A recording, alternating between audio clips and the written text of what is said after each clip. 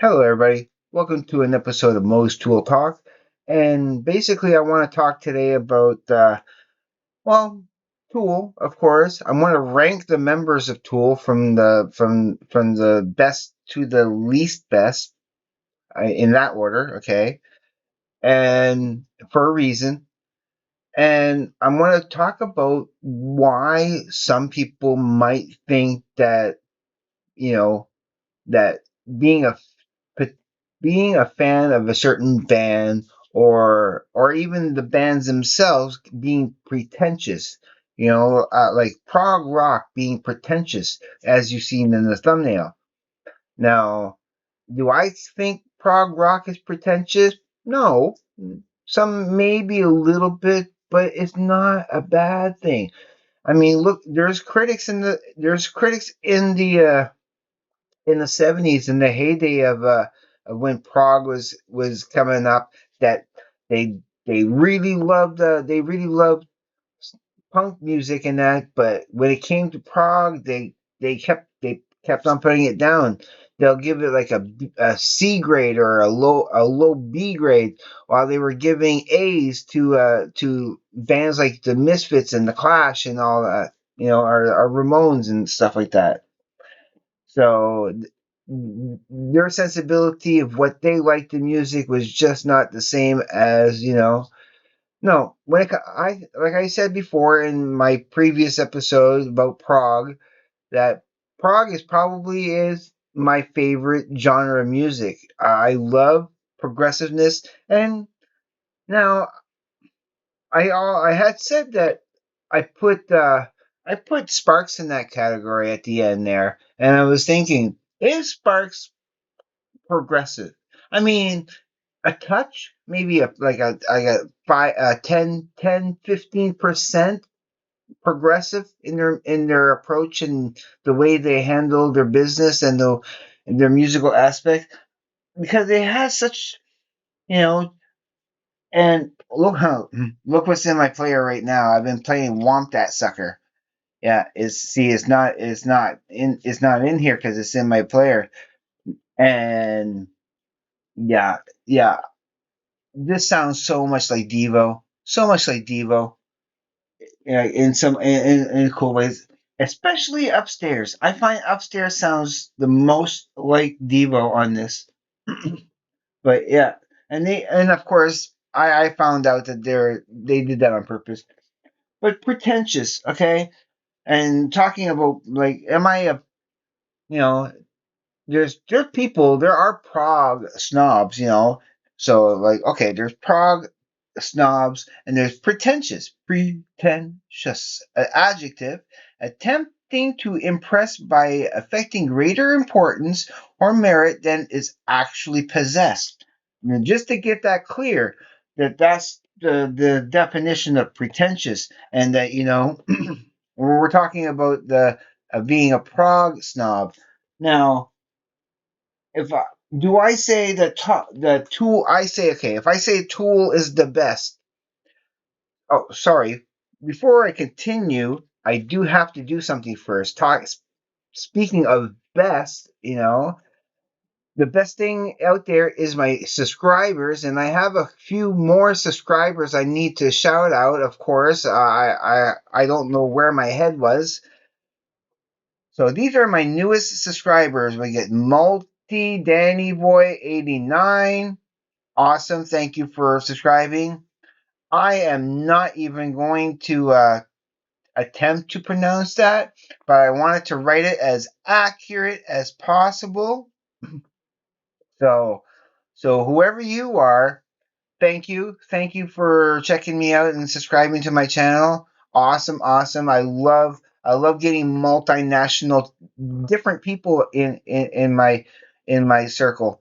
Awesome, awesome, awesome. And the Ola Menon, O Odal Menon, whatever, I think is awesome. And again, thank you so much. I appreciate and love you all. I love everyone who has subscribed. I'm 4 away, just 4 away. So let's see if I can make that happen. When I get 200, I think that's like I'm holding off on my contest until I hit 200. When I hit 200, I'm going to make my contest. I'm almost there with figuring out what to do for it and everything. So when that time comes, we'll talk. Yeah, 200. That's what I'm waiting for now because we're so close. That I'll do the contest then for sure. So look forward to that. So I made some notes, okay? I made some notes that I want to talk about. Now, let's start with the ranking. Let's start ranking the members of Tool first. Now, I know my thumbnail was pretty long in the explanation, but I kind of needed to put all that in there because what I'm talking about is yeah, you'll see where I'm going with this. Okay, I made notes. So speaking of progressive music and uh, okay, I'm going to be talking about Tool mostly in this instance now because let's pose a question. How long does it take for a band to make an album, or how long do they really need to take to make an album? Okay, I know I'm all over the place. Okay, rankings. Let's get that out of the way so I can explain this a little bit better, I guess. So in first place, now, is it fair for me to put Maynard James Keenan in first place? Because I'm also, I'm take if I take in consideration this the stuff he does with A Perfect Circle or Pussifer, he's my favorite, for sure. Like he was the one that kind of captivated. I love his voice. I love his lyrics. He's the man. He's the enigma. He's the captivating one. He's the entrepreneur. He's so much and more, right? But strictly speaking, in the tool factor, okay, ignoring all that and just yeah, I mean, tie with Danny Carey, okay? If strictly speaking with the tool sense, it would be tie with Danny Carey because there's such a marriage between Maynard's vocals, the lyrics he chooses, and I think he rides more with the drum and of course with Adam, and he gets those melodies in there too, but he really is those beats, that those drum beats that he's really syncopated with. And so is Danny Carey actually more like, who's better? Who is the better member of the band? Okay, is it really Maynard or is it Danny Carey? Danny Carey is like he's a human drum machine. He's the octopus. He's his importance in the band and the structure of the song technique and the image, even a lot of the imagery that you see for the tool, the especially the sacred geometry stuff comes from Danny Carey. And then of course, but yeah, when it comes to who is the better, yeah, it's a toss up. It can exchange between Danny Carey and Maynard. So they're both like flip flopping in the first place, usually, depending on where my focus is. But all in all, my favorite of them all is Maynard, of course. Then Danny Carey, because and then that bass player. And then, of course, bass player in third place is then last place. Poor old Adam Jones. And don't get me wrong, I love Adam Jones. I think he's fantastic.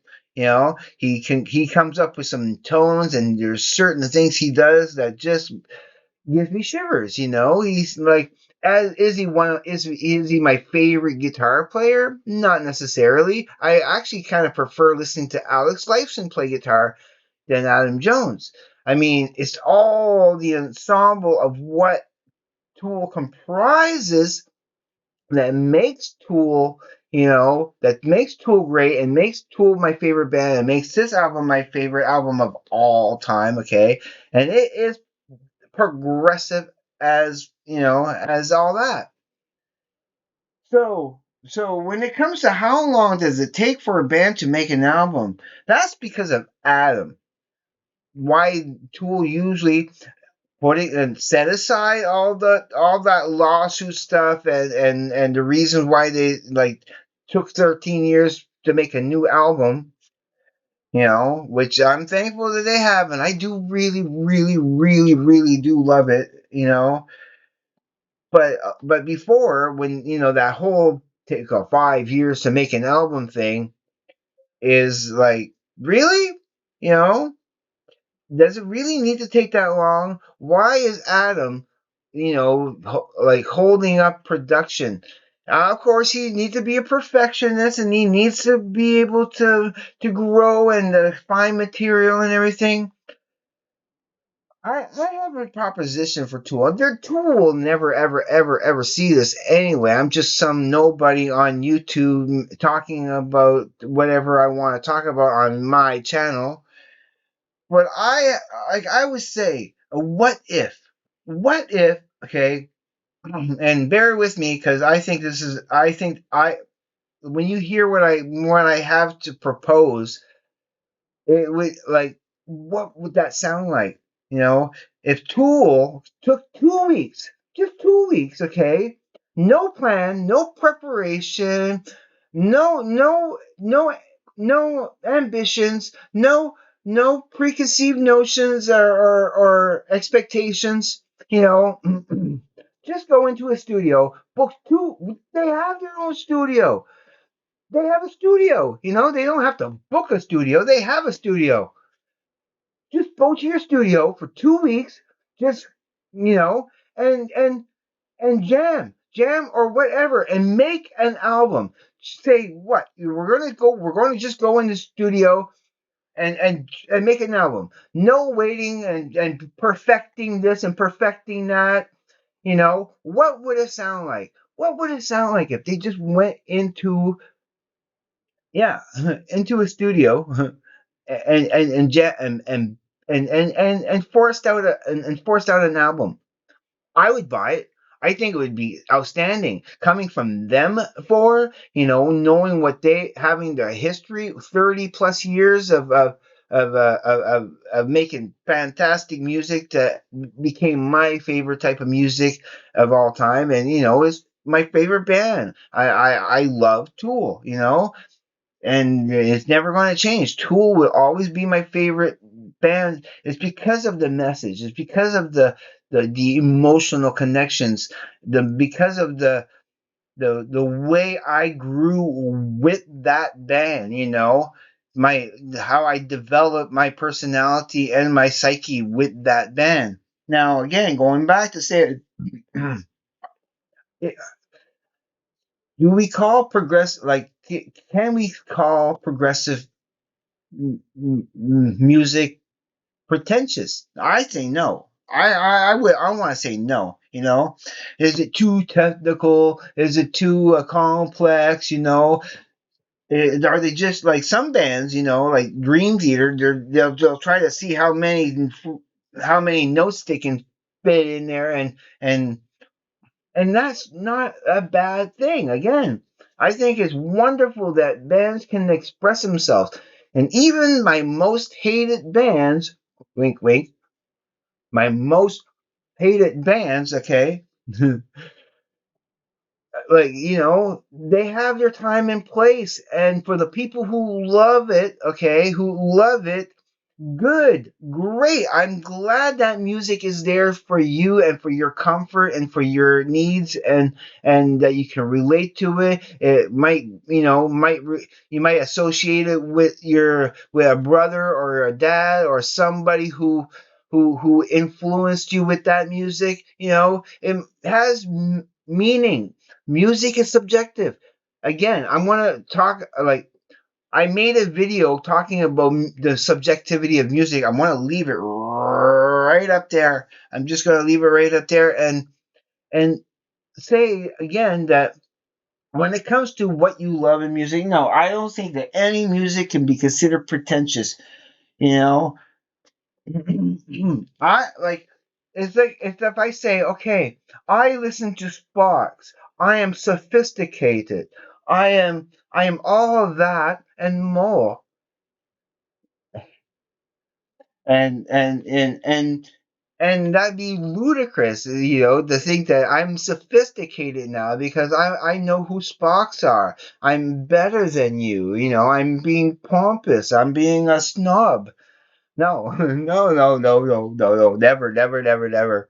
I think that's just funny. Actually, that's kind of making me laugh.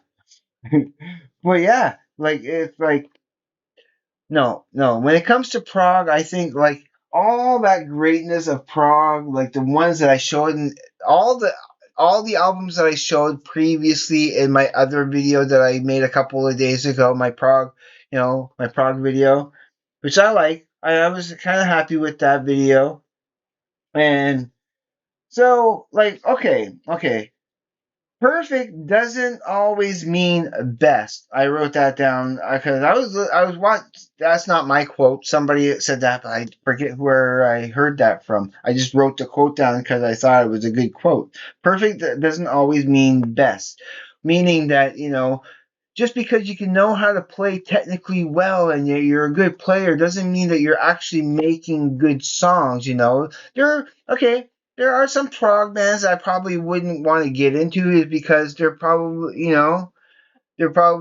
would seem pretentious to me, but I wouldn't outright just call them pretentious, but whatever. Now, now, okay, when it comes to if you're talking about okay, let's see, what would make a perfect prog album, when you're talking about perfection, okay, and for me, why I consider this the perfect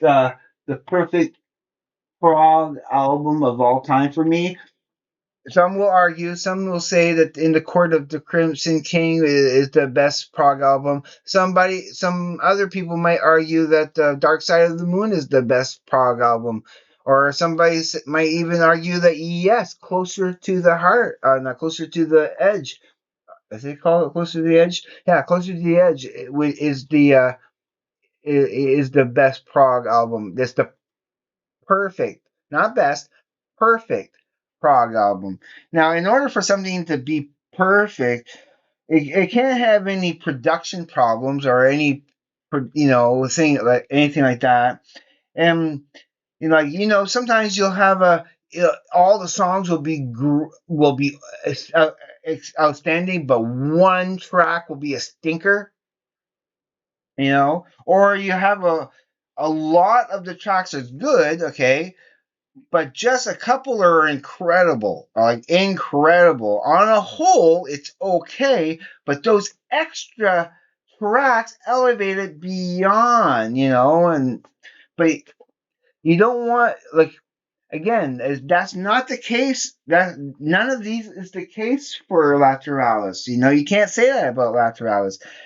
And when you think about perfection, you have to really even you have to factor in the artwork and the concept behind it, because that makes it even more perfect.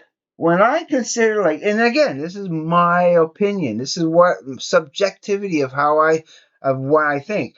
Remember, I have a certain history that I tried to explain it before in my previous tool talks.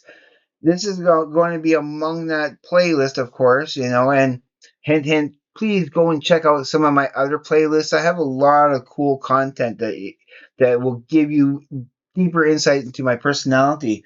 But when it comes to Tool, yeah, yeah, yeah. And so, okay, I was going to make no,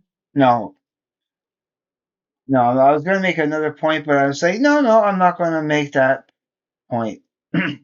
So yeah, so leave in the comments down below what you consider your favorite prog album of all time. Do you agree that prog is pretentious or not pretentious? Or is some prog considered what would you consider pretentious prog, and all that kind of stuff. Let's get a discussion started about prog, and music in general. But I'm not going to dwell on this too much longer. I think I said everything I wanted to say. Um, that yeah. So again, I just wanted just to remind one last time, the one thing I want to say again is, again, Tool, Maynard, everybody from, it, go into the studio and just hammer out an album. Sell it for 50, even if you sell it for $20, sell it for $20. I will buy it. I'll probably buy three and give the other two away, as gifts, because I'd be so happy to hear something cool like that. I think like, don't let Adam fester away in the, building up these. I appreciate them, and those albums are gems. But I want to hear you go into the studio and jam out something raw, and hear what that would sound like. I think that would be so awesome and spectacular. I think not only would you come up with something groundbreaking, and the critics will be raving about it forever, forever. You'd be the biggest band in the world. I know it. I know it would. Just 2 weeks. 2 weeks in the studio. That's all you would need. That's all you would need. And the stuff that would come out. Yeah, yeah, yeah. That's all I need to say. Okay, I'm done. I'm done. I'm done. I love you all out there. I'm glad you can let me kind of babble on a little bit about some of these things here. I mean, I didn't have much of a structure to this video, but I really wanted to make it tonight. I wanted to make it earlier, but I kind of got sidetracked and everything. And by the time I figured out exactly what I wanted to do as a video, it was too late. I had to go to work. But anyway, everybody, please be safe. Take care. I will see you on the flip side. And please, everybody, have a great day, evening, night, morning, afternoon, wherever you may be. Peace, everybody.